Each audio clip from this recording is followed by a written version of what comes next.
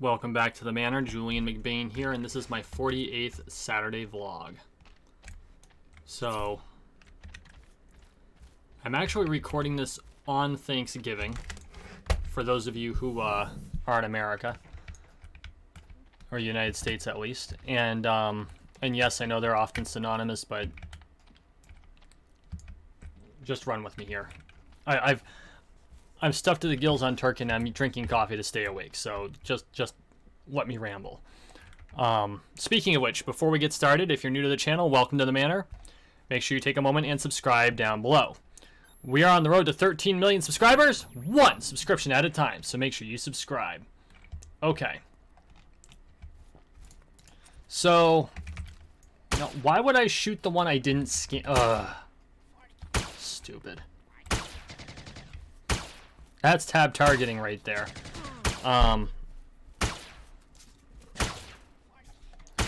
So what I actually wanted to, talk about tonight was the fact that I'm taking my Entropia videos into a new direction.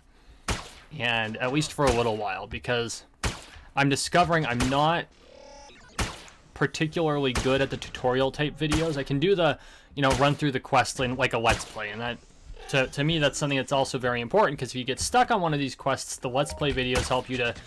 It walks you through it. It's like, this is where that breadcrumb actually is. And so I have no problem doing that. But it's more of the, which weapons to choose, which armors to get. I've been playing for only 2 years, so I feel like I'm really not that good at that part.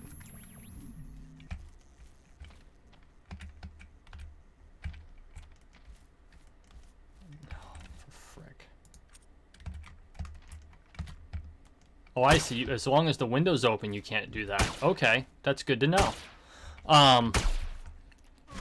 There are other YouTubers who are much better at that than me. So, like, I can speak to my specialty, and that specialty happens to be melee and longswords. But there's no way in hell I'm going to be able to tell you which rifle to choose, because that's just not my forte. Not in the slightest. So... instead, I really want to dig down into... There's something else I really want to dig down into, and it's the philosophical and just like, what is the Entropia platform? Is scanning robots actually going to do anything? Oh yeah, there's a scan robot skill. Because it's a very unique... Video games in particular, I don't think we've really broken down and understood as a species.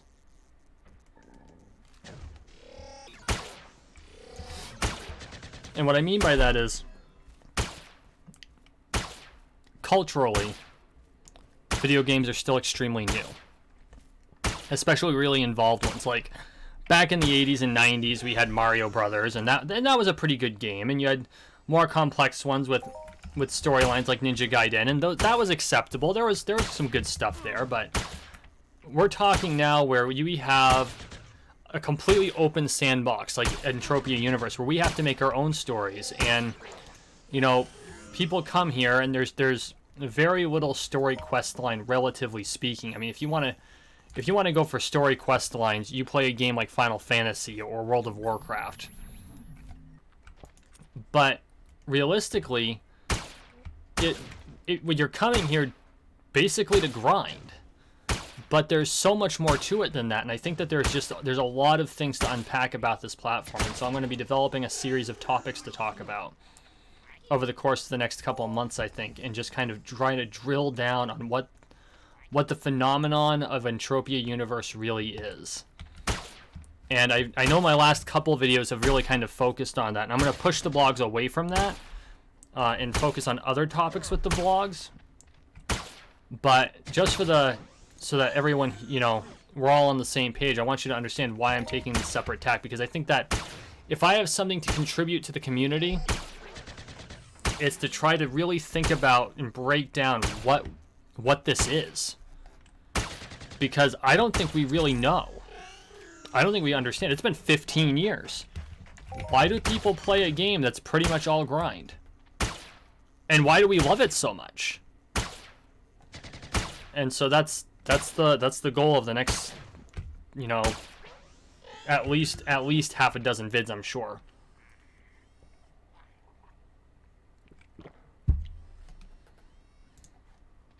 Oh, scanning does bring that up slowly.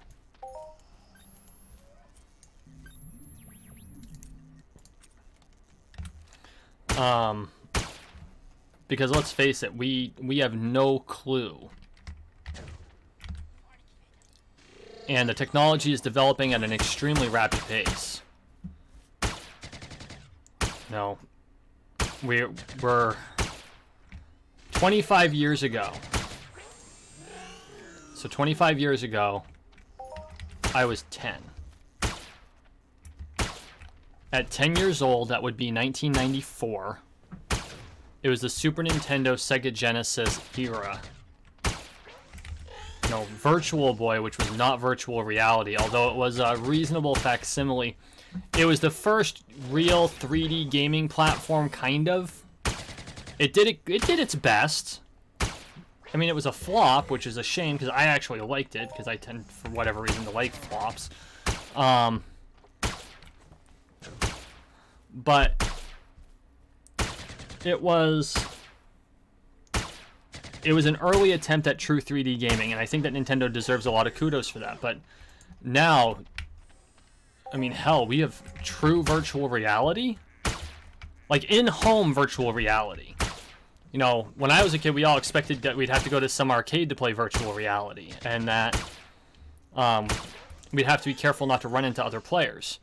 And while we still haven't resolved the issue of, well, at least not entirely of running into things, I mean, yeah, the Vive has like this holodeck grid that kind of appears before you when you get too close to a wall, and that's fucking awesome, because of all of the virtual realities that have ever been presented in science fiction, the holodeck from Star Trek was absolutely the most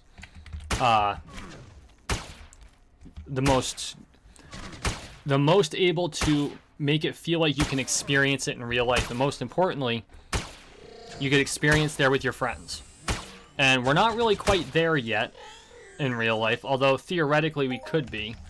The amount of processing power that a VR headset takes appears to be too high for much multiplayer gaming, although that might also be because we're still just trying to figure the technology out, and because the market's so limited because of pricing, like all early adopter things are.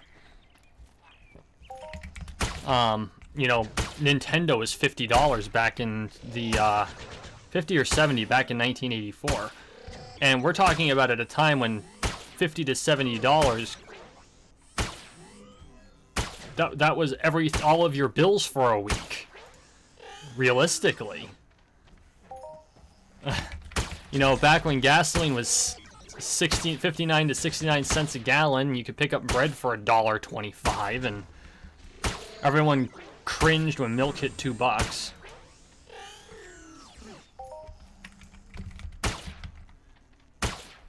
And I know that some of the younger millennials and the older Gen Zers are probably cringing at me saying that. There are days I forget that there was a time when I remember picking up whatchamacallit bars for $1. But getting off the amount of gray hair I have, the technology has advanced so quickly. We haven't taken the time to really look back and think about what's been created. And I think part of it's because a lot of the people in the science community, they're focused on other things, and there's no reason for them not to be. There are plenty of problems in the world for them to focus on, but at the same time, there's been a lot of knee-jerk reaction toward video games. You know, do video games cause violence, which is utter horseshit.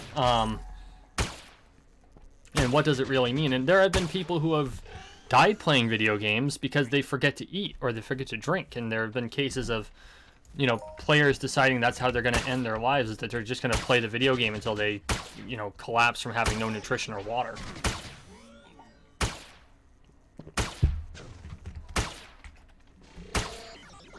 But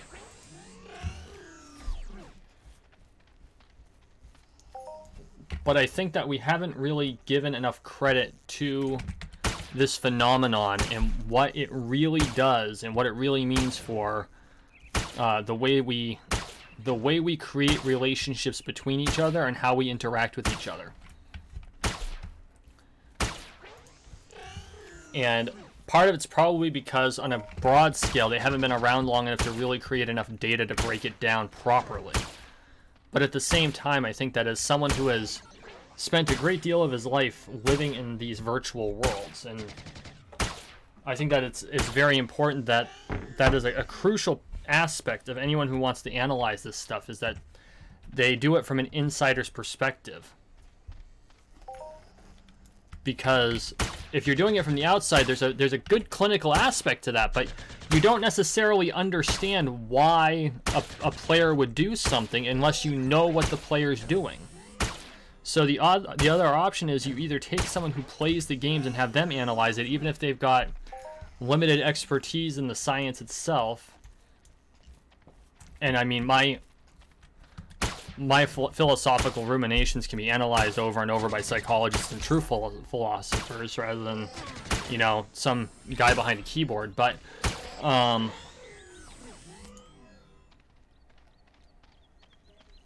think it's... Are you... Oh no, okay, it was just Shadow. I do think it's important that anyone who does an analysis, whether it's philosophical, psychological, or scientific, on the nature of video games and what it means for our social landscape and how we interact with each other, has to be done by someone who is has had first-hand experience in one of the platforms. And out of all the platforms, I believe EU is the best suited to such a study. And so that's what I think I'm going to do for a while. And not for nothing, it appears that it's just in time, because MindArc just announced that Release 17 is coming out, which will have an episode of its own, possibly, after I explore some stuff. You know, I try to, you know, keep up with the version updates and make sure I have a video for them as they're coming out. Much as I did with version update 16. When we had a whole bunch of quality of life adjustments, and it meant, in no small part, relearning a lot of how to play the game, mechanically speaking. Although once you figured that out, playing the game became unnecessary complexities had been trimmed out, and I think that was important. But it's going to be a graphical facelift, and I think that's good, and I can't wait to see what MindArc does with it, because there's a lot of, you know, the graphics are dated, and I'm not saying that to rag on MindArc, because it's made it as accessible as possible to as many players as humanly possible, and that has been important. And they even acknowledged that after this graphics update, Windows XP is no longer going to be supported. And I mean, let's face it, Windows XP and Windows 7 have both reached end of life. If you're playing on one of those machines, it's not safe anyway. So, because they're vulnerable. And so I think it's a good thing that MindArc is continuing to keep up, insofar as keeping up without unnecessarily alienating too many people by doing this. And I'm really looking forward to seeing how their new refresh on the graphics works. Oh yeah, and then earlier this year, sometime during version update 16 sub-updates, we got the codec system. I think that was 16.5, and it is a marked improvement over the original Iron missions.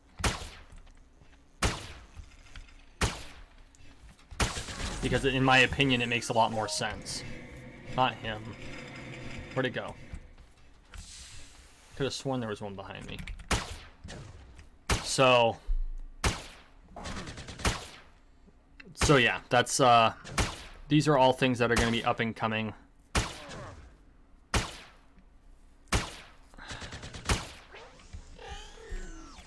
Sorry, I've ate too much turkey brain, and I didn't eat. For those of you who, okay, let me rephrase that.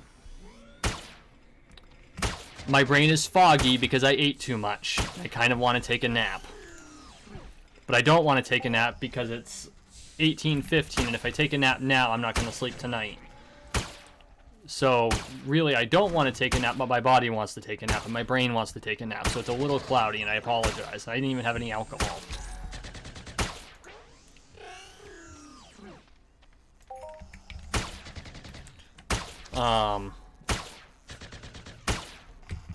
So, okay. I do want to, because it's Thanksgiving in the United States, I know this is coming out the Saturday after Thanksgiving, but because it's Thanksgiving in the United States, I'm supposed to talk about things that I am thankful for. And so, the first thing I'm thankful for is all of you. My viewers, my subscribers, the people who just stop by and decide I'm not their, I'm not their thing. Thank you so much for taking a look at the channel and watching the videos. I really appreciate it. This has been an incredible journey. The journey is, still got a long way to go. I'm looking forward to the next year. I'm about to start my 3rd year in Entropia Universe. In fact, that's in 2 days. I think my anniversary is December 2nd. And so this coming Monday is my 2nd anniversary in Entropia Universe. And so I want to be thankful to MindArc for providing us this incredible platform where you can do, you can build a character and you can make friends and you can do all kinds of different things and still have the raw challenge that real life brings. Thank you. Other things I'm thankful for include my family and my children, my lady, who is not my wife yet, but will be at some point. We have to figure that out. I'm thankful for my friends in the SCA and in the free company of the Stella Maris, my student and good friend. And I'm deliberately not using names. And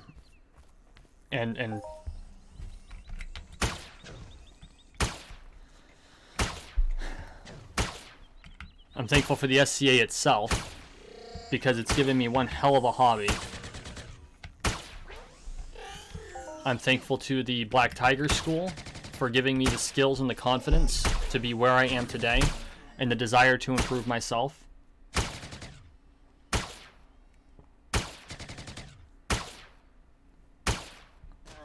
I'm thankful for all the hardships that I have had to endure in my life because they've given me the tenacity to see things through no matter what I run into.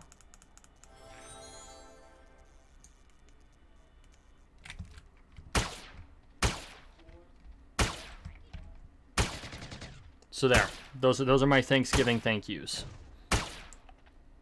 I am thankful to Google and YouTube for giving me a platform on which to publish these videos. Thank you.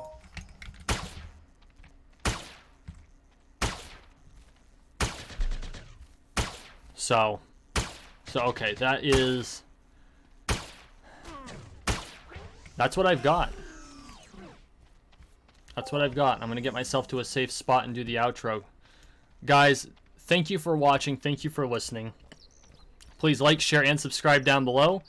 We are on the road to 13 million subscribers, one subscription at a time. So make sure you subscribe. I truly appreciate all of you for taking the time to watch my videos. However many you've decided to watch.